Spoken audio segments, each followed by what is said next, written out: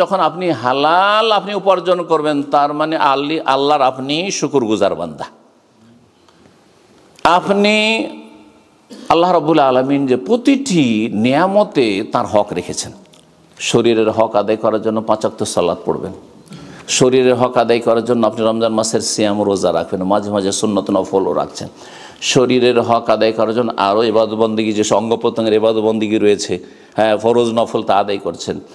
এইরকমই ধন সম্পদের যে নিয়ামত রয়েছে তার হক আদায় করার জন্য আপনি কি করবেন? জাকাত দেবেন আপনি। সুতরাং জাকাত না দিলেও কিন্তু রুজি হারাম হয়ে যায়।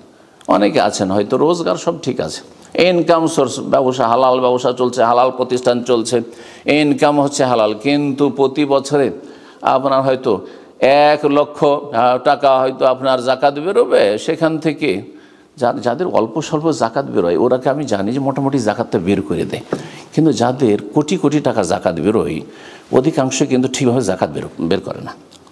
এরা অল্প কিছু দান করে 2-4-5 লাখ টাকা দান করে দিল, 1 কোটি টাকা জাকাত বেরোবে, তার মধ্যে 2-4-5 লাখ টাকা দান করে দিল, আর তারপরে সমাজকে বলে আর আত্মীয় স্বজনদের বলে যে আমি যথেষ্ট জাকাত দিয়ে দিচ্ছি, কিন্তু মোটেই হিসাব করে না, ফেসে যাবে।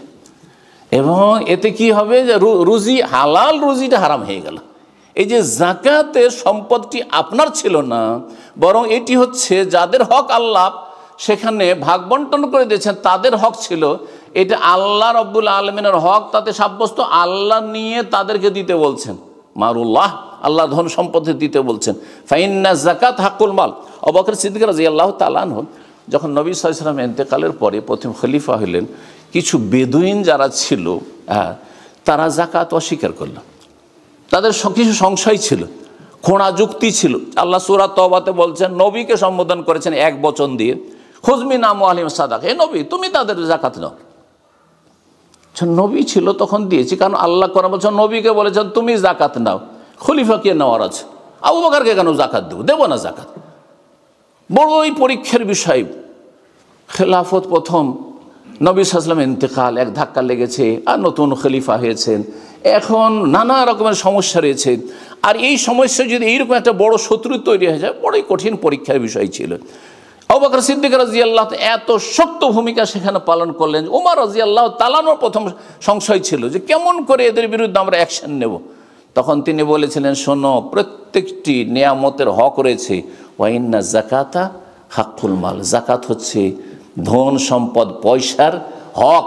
এই হক যদি আদায় না করে তো নবী সাল্লাল্লাহু আলাইহি ওয়াসাল্লাম ইল্লা বিহাক্কিল ইসলাম, ইসলামের হক নষ্ট করলে খবর আছে, ইসলামের হক নষ্ট করলে তার জন্য পানিশমেন্ট রয়েছে, তার জন্য অ্যাকশন নিতে হবে। তখন ওমর রাদিয়াল্লাহু বলছেন, আমার অন্তরটাকে আল্লাহ খুলে দিলেন আবু বকরের কথা বুঝার জন্য। বুঝে নেওয়ার পরে আমি তার সাথে একমত হইলাম।